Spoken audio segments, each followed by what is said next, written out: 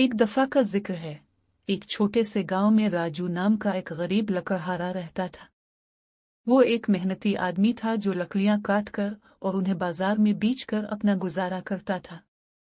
हालांकि राजू गरीब था, लेकिन वो अपनी ईमानदारी की वजह से दूर दूर तक मशहूर था। एक दिन राजू जंगल के करीब एक दरिया के किनारे दरख्त काट रहा था कि अचानक इसका कुल्हाड़ा इसके हाथ से फिसलकर पानी में गिर गया। दरिया गहरा था और राजू जानता था कि वो खुद से अपना कुल्हाड़ा कभी वापस नहीं ले सकेगा। बगैर कुल्हाड़े के वो काम नहीं कर सकता था और न ही पैसे कमा सकता था। ये सोचकर वो बहुत अफसुर्दा हुआ और दरिया के किनारे बैठकर सोचने लगा कि अब क्या करे। जब राजू अपनी बदकिस्मती पर अफसोस कर रहा था, तो दरिया का देवता उसके सामने नमूदार हुआ। दरिया का देवता एक रहमदिल और सखी रूह था जिसने राजू के रोने की आवाज सुनी थी।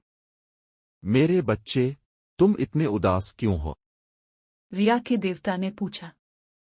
राजू ने बताया कि इसका कुल्हाड़ा दरिया में गिर गया है और वो इसे अपनी रोजी रोटी कमाने के लिए इस्तेमाल करता था। दरिया के देवता ने ईमानदार लकड़हारे पर रहम किया और मदद की पेशकश की। वो दरिया में गोता लगाकर ऊपर आया और एक चमकता हुआ सोने का कुल्हाड़ा दिखाया। क्या ये तुम्हारा कुल्हाड़ा है? दरिया के देवता ने पूछा। राजू ने सर हिला दिया। नहीं, ये मेरा कुल्हाड़ा नहीं है। मेरा कुल्हाड़ा पुराना और लोहे का था। राजू ने ईमानदारी से जवाब दिया। दरिया के देवता ने मुस्कुराते हुए फिर से पानी में गोता लगाया।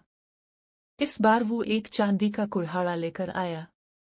क्या ये तुम्हारा कुल्हाड़ा है? इसने पूछा। राजू ने दोबारा सर हिला दिया। नहीं, ये भी मेरा कुल्हाड़ा नहीं है। मेरा कुल्हाड़ा तो एक सादा लोहे का था। इसने कहा। दरिया के देवता ने राजू की ईमानदारी से मुतासिर होकर एक आखिरी बार दरिया में गोता लगाया और राजू का पुराना लोहे का कुल्हाड़ा ले आया। क्या ये तुम्हारा कुल्हाड़ा है? दरिया के देवता ने पूछा। राजू के चेहरे पर खुशी की लहर दौड़ गई।